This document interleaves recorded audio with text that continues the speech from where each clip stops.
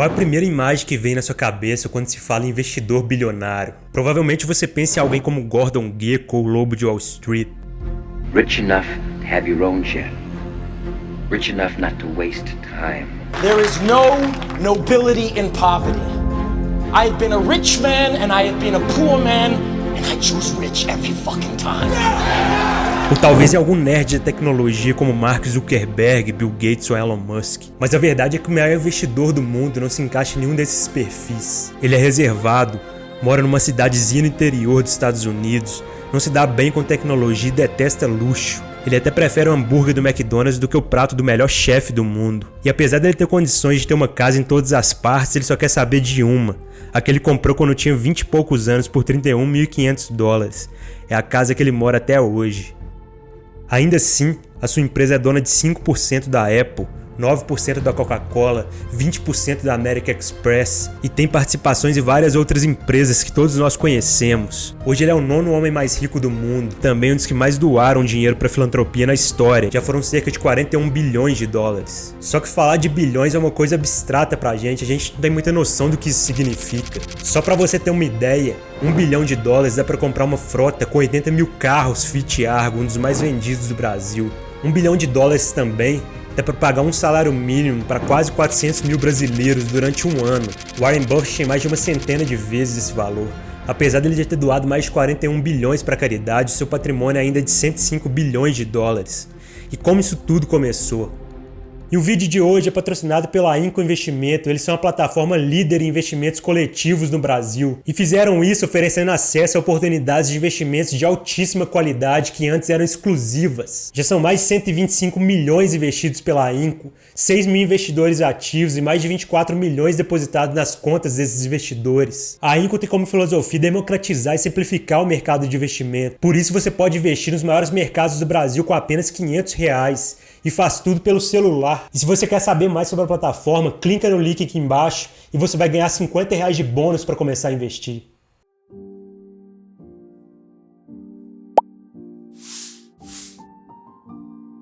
How close did you live to the Buffetts? Well, I lived across the street. I bought a house there in around 1959. A 3-story house, brick house, a tile roof, paid $27,500 for it, and there was a young fellow living across the street in another house, good big house. He paid $30,000, I think, for his. His name was Warren Buffett. Nobody knew who he was. He was a nice guy. I think he and Susie had 3 kids. We had 4 working on 5. And, I got to know him. He wasn't easy to know because you didn't see much of him. But my kids did. Of course, the real story is that he came across the street one day and he said, "Don, I love your kids." I said, "I know." And he said, I was thinking about college, getting kids through college isn't easy. I said, "Warren, I'm working on grade school right now. I'll get around to college a little later." He said, "I've started a little fund. People putting a little money into it. And if you gave me, say, $10,000, I think I could build that up into something." Well, Charlie, I didn't give it to him for 2 reasons. One, I didn't have it. I could have borrowed it from my father. But I went into Mickey and said, "Can you imagine giving $10,000 to a guy who doesn't get up and go to work in the morning?" That was one of my great decisions of my life. If you had given him that $10,000. Don't ask. Yeah, probably over 400 million. Now 400 yeah. million. Mm-hmm. You've talked We're about still this. friends, incidentally.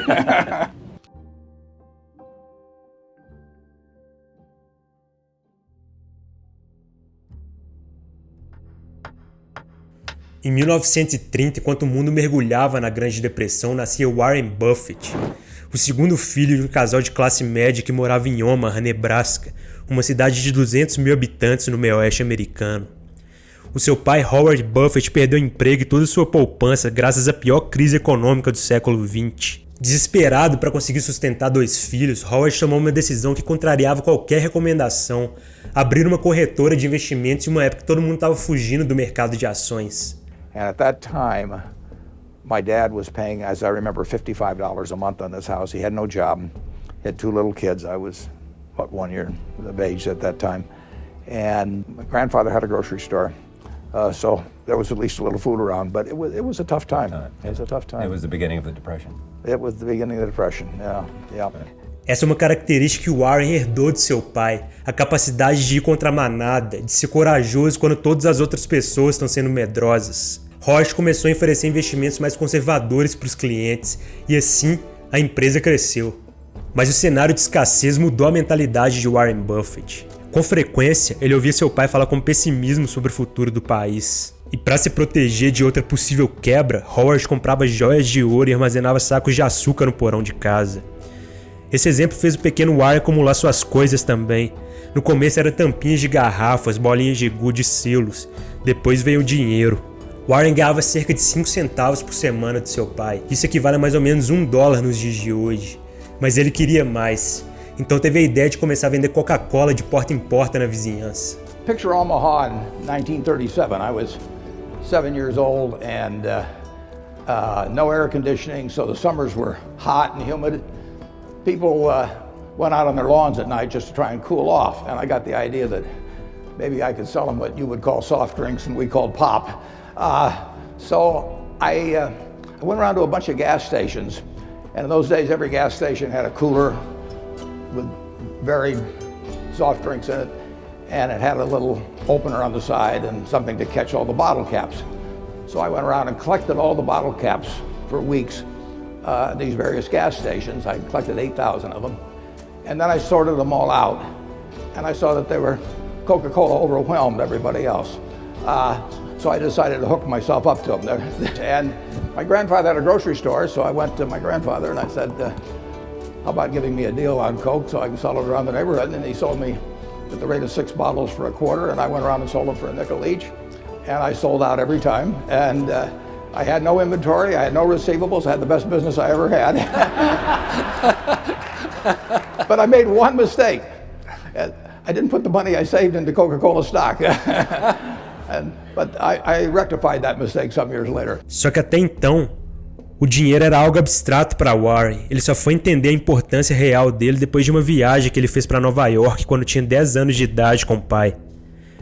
Lá ele visitou o escritório de Sidney Weinberg, um dos donos da corretora Goldman Sachs. O que marcou Warren é saber que Sidney veio de baixo. Ele começou a trabalhar como ajudante de porteiro e ele foi escalando até se tornar um dos donos de uma das maiores corretoras do mundo. Sidney era conhecido como o Sr. Wall Street, um dos maiores figurões da época. Em 1940, Wall Street estava se recuperando da crise que durou quase uma década. Warren via esse crescimento por toda parte. E o que ficou na sua memória, além do escritório luxuoso de Sidney, foram os funcionários que existiam apenas para enrolar os charutos daqueles investidores depois que eles escolhessem a folha. Warren desejou profundamente aquilo, não os charutos, mas o dinheiro que aqueles caras estavam ganhando. Se ele ganhasse aquela quantidade de dinheiro também, ele seria livre, ele não precisaria mais receber ordens de ninguém. E naquele dia, ele decidiu que também ficaria rico.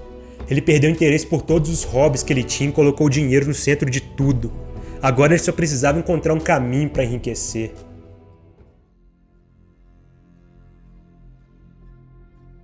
E ele encontrou esse caminho depois que ele foi até uma biblioteca pública perto da sua casa. Era um livro com moedas na capa chamado 1000 Maneiras de se Ganhar $1000. O livro lhe encheu de esperanças com mensagem que dizia logo na primeira página: a oportunidade bate à porta. Nunca houve uma época tão favorável para um homem de capital pequeno começar um negócio nesse país. E aquela ideia começou a construir sua visão de paraíso e Warren começou rapidamente a virar as páginas. Porém, continua o autor do livro, é impossível alcançar o sucesso sem começar. A maneira de se começar a ganhar dinheiro é simplesmente começar. Centenas e centenas de pessoas nesse país que gostariam de ganhar muito dinheiro não estão ganhando porque elas estão sempre esperando que isso ou aquilo aconteça. Comece! Então o livro explicava como fazer isso, junto com um monte de conselhos práticos para se ganhar dinheiro. Naquele dia, o Warren entendeu o conceito de juros compostos. Se $1 hoje vai valer $10 daqui a algum tempo, então faz sentido investir o máximo que você puder hoje, o mais cedo possível. E sentado na varanda da casa de seu amigo com apenas 10 anos de idade, Warren declarou que se tornaria milionário até os 35 anos e que se aquilo não acontecesse, ele pularia do prédio mais alto da sua cidade. Aquela era uma declaração ousada para se fazer no ano em recessão de 1940. Principalmente porque $1 milhão naquela época equivale a 19 milhões de dólares hoje. Mas Warren acreditava que era possível porque aquele livro lhe dava 1000 ideias.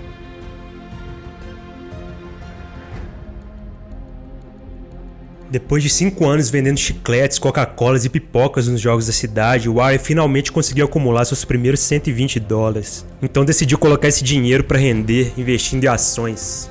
Ele tinha 11 anos quando comprou ações pela primeira vez. Foram 3 para ele e 3 para sua irmã, pagando $38 por cada ação de uma empresa de petróleo. E para sua infelicidade, aquelas ações caíram rapidamente para $27 alguns dias depois. E sua irmã começou a atormentar todos os dias no caminho da escola. Assim que as ações se recuperaram mais tarde naquele ano, Warren conseguiu vender com $5 de lucro para cada.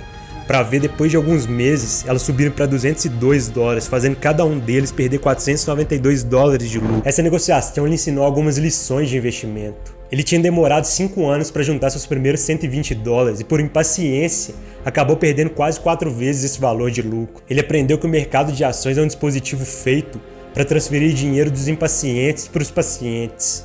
E ele jurou nunca mais cometer outro erro por impaciência.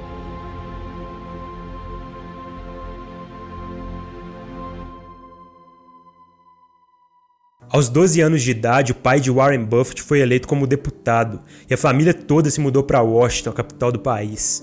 Warren detestou a mudança, então começou a enviar cartas para o seu avô Ernest, fazendo chantagem emocional para passar uma temporada com ele em Omaha. A família cedeu e enviou de volta para morar com o avô por alguns meses. Durante esse tempo, nos finais de semana, Warren começou a trabalhar na mercearia do avô e a experiência que ele teve lá só reforçou a sua vontade de ganhar a vida investindo dinheiro. Warren passava os dias carregando caixas pesadas, entregava os produtos pelas cidades e tirava neve das calçadas no inverno. Mais tarde ele concluiu que devia ser uma das pessoas mais mal pagas dos Estados Unidos, e a única coisa que ele aprendeu com aquele trabalho era que ele detestava trabalho braçal. Então ele voltou para Washington e acabou encontrando algo mais apropriado para ele, trabalhando como entregador dos principais jornais da cidade. Aos 14 anos, Warren atingiu aquela promessa do seu livro favorito, acumulando seus primeiros $1000. E nessa época também ele fez a sua primeira declaração de imposto de renda. Nesse demonstrativo mostra como ele estava evoluindo na carreira. Por conta da sua ambição de ficar rico, ele foi pegando cada vez mais rotas de entrega. Dá pra ver claramente que a sua renda mais do que dobrou entre os meses de julho e dezembro. Perto de se formar no ensino médio, Warren já ganhava mais que seus próprios professores da escola, $175 por mês. Tudo isso com a entrega de jornais. E para colocar esse número em perspectiva, em 1946 nos Estados Unidos, um adulto era considerado bem remunerado se ganhasse $250 por mês. Aos 16 anos, Warren já tinha acumulado patrimônio de $2.000, então comprou uma fazenda de 16 hectares no interior do estado como parte desse dinheiro. E para chamar a atenção das garotas da cidade, ele começou a se apresentar na escola como Warren Buffett, de Nebraska, dono de uma fazenda arrendada no meio oeste. Ele podia ter todo o sucesso do mundo nos negócios, mas com as garotas ele era péssimo, porque era tímido demais para falar com elas. E isso trouxe uma sensação de deslocamento na adolescência que ele só conseguiu preencher quando focava em ganhar mais dinheiro. Folheando as 1000 ideias de seu livro favorito, certa vez, ele viu uma que falava sobre ganhar dinheiro com balanças. Você colocava uma balança em estabelecimento comercial para as pessoas se pesarem e com o lucro dessa primeira balança você compraria outras balanças, escalando o negócio infinitamente. Warren aplicou esse conceito com máquinas de pinball. A ideia era comprar essas máquinas de pinball defeituosas por $25, consertar essas máquinas e depois colocar nas barbearias da cidade. O investimento fazia sentido porque uma máquina nova custava $300. Então, o retorno da máquina de $25 seria alto e rapidamente eles recuperariam o investimento. Warren Buffett estabeleceu uma sociedade com um amigo e para espantar a concorrência eles disseram para os barbeiros que era difícil demais consertar aquelas máquinas. E assim, eles criaram um negócio próspero e se tornaram verdadeiras celebridades na escola. Mas mesmo assim, Warren não gostava do trabalho que aquilo dava, que ele exigia muito esforço físico. Por isso, no fim do ensino médio, ele escreveu no seu livro de formatura que seria um futuro corretor de ações.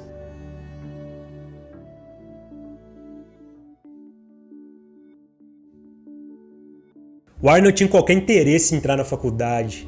Ele já estava ganhando dinheiro suficiente para se sustentar e achava que aquilo só ia atrasar seu plano de se tornar milionário até os 35. Mas seu pai insistiu e Warren o admirava demais para desobedecer. Então ele se matriculou na Universidade de Pensilvânia, na Filadélfia, para cursar administração. E ele se saiu muito bem no curso porque se interessava por negócios e tinha lido boa parte dos livros que os professores recomendavam. Mas ele continuou fracassando no amor. Enquanto seus colegas namoravam nas festas de fraternidade, Wire passava a maior parte delas falando sobre política e dinheiro. Por isso ele recebeu o apelido de senador. E apesar disso, ele detestou a Filadélfia. Faltando 1 ano e meio para se formar, ele transferiu seus estudos de volta para Omaha e acabou se formando por lá. Decidido a melhorar suas credenciais, ele tentou entrar em Harvard para uma pós-graduação. Ele enfrentou uma viagem de 10 horas de trem para Chicago e acabou sendo dispensado com 10 minutos de entrevista. O motivo é que Harvard buscava pessoas com espírito de liderança e Wire ainda não tinha amadurecido o suficiente. Isso acabou sendo um golpe de sorte, porque logo depois ele começou a buscar outras opções e um dia, folheando o panfleto da Universidade de Columbia, ele se deparou com um nome conhecido, Benjamin Graham. Ben Graham tinha acabado de se tornar o seu autor favorito. Ele tinha escrito naquele ano o livro O Investidor Inteligente, e Wire se identificou imediatamente com essa filosofia de investimentos chamada investimento em valor. Então ele se candidatou na mesma hora para estudar em Columbia com Ben Graham, e assim que ele recebeu a resposta positiva, ele foi sozinho para a cidade de Nova York com 20 anos de idade. O seu patrimônio nessa época já tinha alcançado $10 mil, e ele era de longe o mais rico da sua turma de amigos. Só que a maior parte desse dinheiro tinha sido conquistado através do trabalho, principalmente da entrega de jornais. Mas isso estava prestes a mudar, porque em Columbia ele aprendeu 3 conceitos importantíssimos de Ben Graham. Conceitos esses que fizeram Wire ganhar centenas de milhões de dólares mais tarde.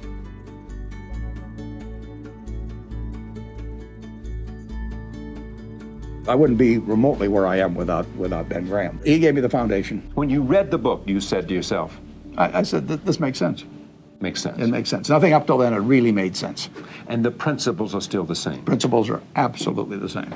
Ben just says, look at a stock not as some thing that wiggles around or is quoted in the paper every day or is up there on a ticker. He says, look at it as a piece of a business. Figure out what the business is worth. If you can't figure out what the business is worth, you've got no business buying the stock.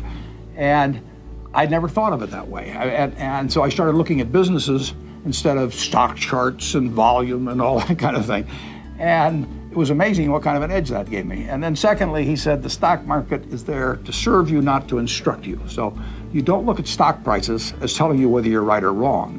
You're there to take advantage of stock prices when they get out of line with reality. And then thirdly, he said always have a margin of safety, that don't try and drive a 9,800-pound truck across a bridge that says limit 10,000 pounds. Leave yourself some room for error because you don't know everything. So you'll always leave that margin of safety. Wire ficou tão empolgado com as ideias de Ben Graham que se formou como o melhor aluno da classe e logo depois se ofereceu para trabalhar de graça para o seu mentor na sua firma de investimentos que ele tinha com sócio em Nova York. Mas Ben Graham teve que recusar a oferta de Wire porque nessa época, para combater o preconceito em Wall Street, ele só contratava judeus. Em 1951, depois de morar por um ano em Nova York, Wire voltou para sua cidade natal sem grandes perspectivas profissionais. A única coisa que ele sabia é que ele queria estar envolvido no mercado de ações. De volta a Omaha, Wire começou a servir a Guarda Nacional e conheceu a sua futura esposa, Suzy Thompson. Essas duas coisas foram importantes porque tanto Suzy quanto a Guarda ensinou Wire que existiam coisas mais importantes na vida do que ganhar dinheiro. Mostrou que ele precisava se aperfeiçoar em várias outras áreas, principalmente a social. Warren diz que Suzy lhe ajudou a amadurecer e a lidar melhor com pessoas. Antes dela, ele não tinha nenhuma desenvoltura social e isso certamente lhe prejudicou na carreira. Depois de um tempo, ele assumiu a função de corretor de ações no pequeno escritório de investimentos de seu pai. Mas Warren aprendeu rapidamente a importância das habilidades sociais para se ganhar dinheiro nesse ramo. Ele tinha todas as informações na ponta da língua, passava dias e noites lendo relatórios anuais. Mas na hora de oferecer esses investimentos para as pessoas, geralmente ele não sabia ouvir, ele só falava. E como ele tinha a cara de muito novo e se vestia como adolescente ainda, as pessoas tendiam a não confiar nele. E nessa mesma época, na Guarda Nacional, Warren aprendeu a importância de andar com pessoas melhores que você. Por lá, ele se sentia estagnado. Seus colegas de trabalho passavam o dia inteiro lendo gibis e conversando como adolescentes. E com essas duas experiências, Warren percebeu que ele tinha que enfrentar um medo antigo que ele tinha. O de falar em público. Warren sempre fugiu das apresentações. Ele chegava até a vomitar quando tinha que falar em público. Mas a sua ambição de subir na carreira e de alcançar 1 milhão até os 35 anos de idade fez ele se matricular no curso de oratória do Dale Carnegie. E sobre o curso de oratória, ele diz ter sido um dos melhores investimentos da sua carreira. Tanto é que é o único diploma que ele tem colado na parede de seu escritório até hoje. By far the best investment you can make is in yourself. I mean, For example, communication skills. I tell the students that come that they're going to graduate schools and business, and they're learning all these complicated formulas and all that. If they just learn to communicate better, and both in writing and in person, they increase their value at least 50%. If you can't communicate, somebody says, it's like winking at a girl in the dark. Nothing happens, basically. And you have to be able to get forth your ideas. And that's relatively easy. I did it myself with the Dale Carnegie course. Some people wish I'd taken a shorter course now in terms of my talking later on. But it's just hugely important. And if you invest in yourself, nobody can take it away from you. Nesse meio tempo, sem conseguir ganhar dinheiro como corretor, ele buscou outras fontes de renda comprando um posto de gasolina em sociedade com um amigo no ano de 1952. E com esse investimento, Warren também aprendeu outra lição. Esse foi um dos maiores erros da sua carreira porque ele perdeu 10% do seu patrimônio. E se a gente considerar a rentabilidade que ele teve ao longo de sua vida, isso representa um erro de bilhões de dólares. O posto ficava de frente para outro da marca Texaco. Por mais que ele fosse para lá todos os finais de semana, trabalhar com um sorriso no rosto limpando para-brisas, ele não conseguiu tirar nenhum lucro daquele posto. Depois desse episódio, o Warren começou a olhar o poder da marca com outros olhos. Mas a sorte pareceu ter batido na sua porta na primavera de 1952, depois que Warren escreveu um artigo sobre uma empresa que ele gostava numa revista local. As suas ideias de investimento chamaram a atenção de um poderoso homem de negócios de Nova York, que lhe ofereceu um cargo invejável na área de gestão de recursos. Warren foi correndo até a Guarda Nacional para pedir transferências para Nova York, mas o general não autorizou, matando a única oportunidade que ele teve para escapar da dura vida de corretor. E o problema é que Warren viu um conflito na profissão de corretor. Para você ganhar dinheiro como corretor, você tem que estimular o máximo de negociações possíveis, porque a sua comissão vem disso, vem das taxas de negociação, das taxas de corretagem. E Warren aprendeu com Ben Graham que a melhor forma de investir era voltada para o longo prazo. Warren percebeu que existia um conflito inerente na relação corretor-cliente. Por isso, o que ele desejava mesmo era estar do mesmo lado da mesa. Ganhar quando o cliente ganhava e perder quando o cliente perdia. Na véspera do casamento, Warren Buffett gastou 6% do seu patrimônio para comprar a aliança. Além disso, saiu da casa dos pais para alugar um pequeno apartamento no centro da cidade e entregou mais de $1.500 para Suzy mobiliar esse apartamento. Logo depois, eles se casaram e partiram de lua de mel para a costa oeste americana. De volta a Omaha, ele continuou trabalhando como corretor por mais 2 anos. Nesse período, ele se voluntariou para dar aulas de investimentos na faculdade para treinar sua habilidade de falar em público. Mesmo assim, ele não estava satisfeito com o rumo que a sua vida estava levando. Mas as coisas mudaram em 1954, quando Ben Graham decidiu lhe dar uma chance.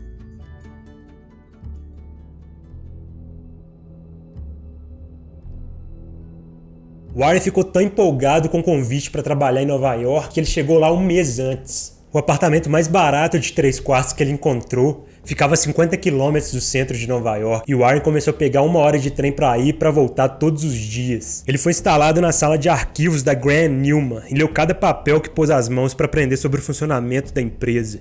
Depois disso, começou a trabalhar a maior parte do tempo buscando pechinchas para investir, aquelas empresas que Ben Graham apelidou de guimbas de charuto. Essas eram empresas repugnantes que afugentavam os investidores, mas que geralmente eram vendidas mais baratas do que o dinheiro que tinha no banco. Assim, como os charutos que são descartados na calçada, essas empresas ainda rendiam uma tragada extra se você tivesse disposição para catá-las. Ben Graham investia em centenas delas, muitas vezes quantias tão pequenas quanto $1.000, e Warren secretamente desprezava esse tipo de diversificação. A sua abordagem era estudar profundamente uma empresa e muitas vezes ele acabava colocando a maior parte de seu patrimônio nessa empresa. Ainda assim, Warren aprendeu muito com Ben Graham, principalmente sobre como gerir um fundo de investimentos. E ao contrário de Graham, que não se importava tanto com dinheiro apesar de ter muito dele, Warren queria desesperadamente ficar rico. Ele já tinha 24 anos de idade e estava longe da sua meta de se tornar milionário até os 35. Por isso ele economizava em tudo que podia, até ganhar a fama de pão duro e excêntrico no prédio que ele morava. Warren costumava usar roupas amarrotadas porque Suzy, sua esposa, só sabia passar o colarinho e as mangas. E ele não queria gastar dinheiro levando essas roupas para a lavanderia. Ele também combinava com as bancas locais para comprar revistas antigas mais baratas. E também não tinha carro para atender as necessidades da família. Quando ele precisava de um, ele geralmente pedia para um vizinho e nunca devolvia com o tanque cheio. Guardar cada centavo foi uma das 2 coisas que fez Warren Buffett ficar relativamente rico aos 25 anos. A segunda coisa era ganhar mais dinheiro e ele estava aprendendo a fazer isso muito bem. A sua capacidade de devorar relatórios anuais e manuais de investimentos levou Warren Buffett a se destacar dentro da empresa. Por isso, rapidamente, ele caiu nas graças de Ben Graham e passou a ser visto como sócio potencial. No início de 1956, Ben Graham já estava entediado com os investimentos e fez uma proposta para Warren Buffett se tornar sócio pleno da firma. A sua ideia era passar o bastão, se aposentar e curtir o resto da sua vida na Califórnia. Ben Graham tinha provado que a sua filosofia de investimentos funcionava. Ele ficou rico, superando a média do mercado em 2% por mais de 20 anos seguidos. E Warren se sentiu lisonjeado pelo convite, mas dessa vez foi ele que recusou a proposta. Ele tinha ido para Nova York para trabalhar com seu mentor, com Ben Graham.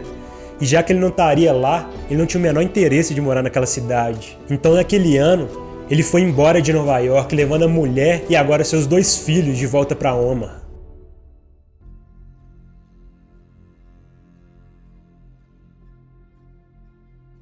Aos 26 anos, Warren Buffett já tinha juntado $174 mil e pensava se aposentar. Ele tinha alugado uma casa que custaria $175 por mês e pretendia viver com $1.000.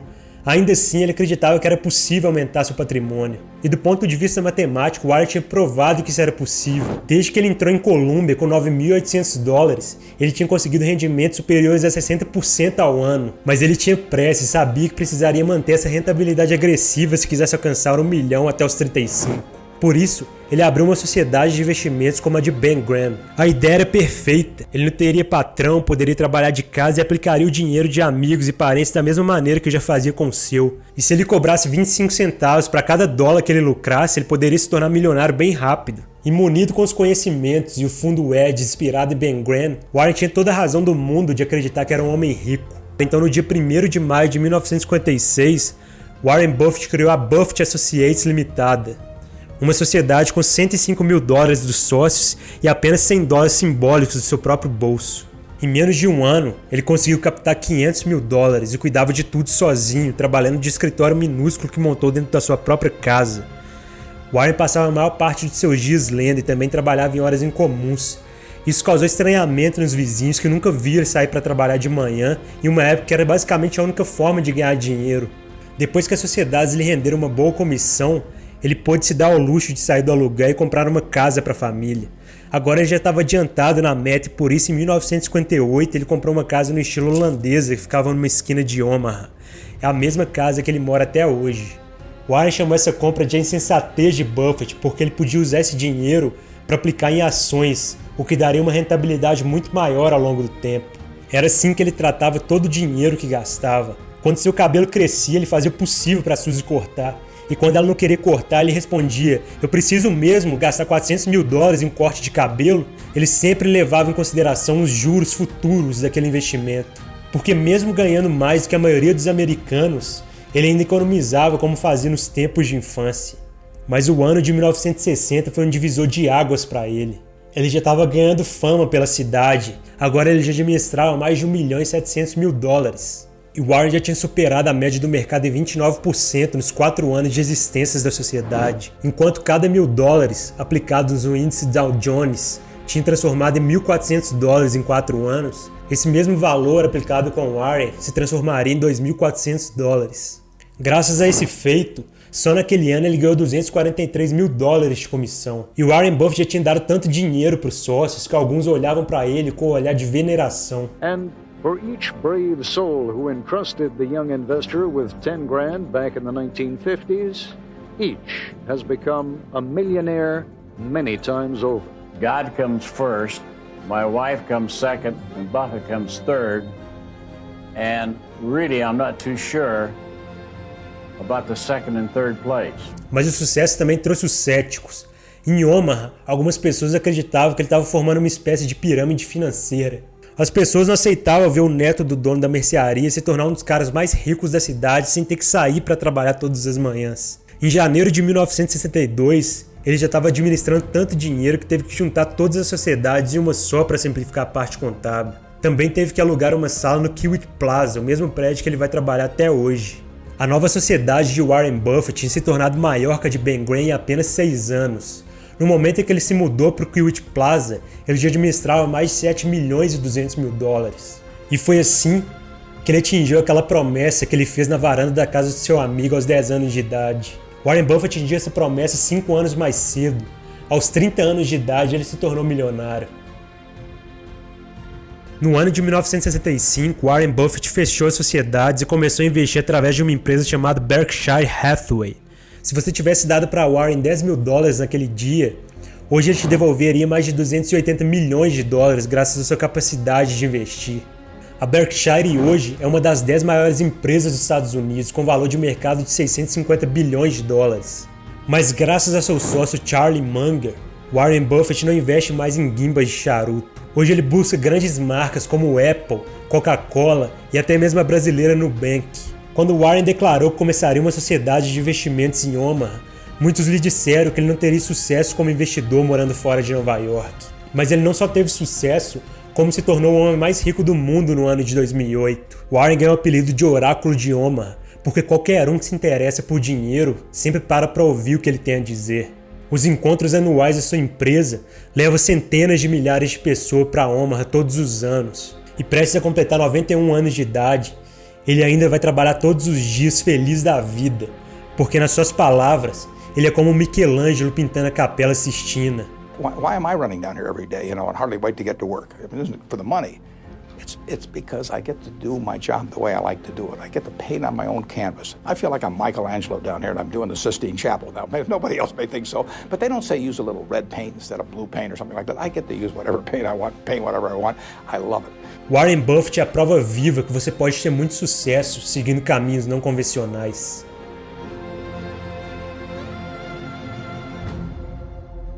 Big opportunities in life have to be seized. We don't do very many things, but when we get the chance to do something that's right and big, we've got to do it. And even to do it in a small scale is just as big a mistake almost as not doing it at all. I mean, you really gotta grab them when they come, because you're not going to get 500 great opportunities. E se você gostou desse vídeo da história de Warren Buffett, dá um joinha aí, comenta, recomenda algum vídeo para eu fazer na próxima vez. E hoje eu fico por aqui. Valeu!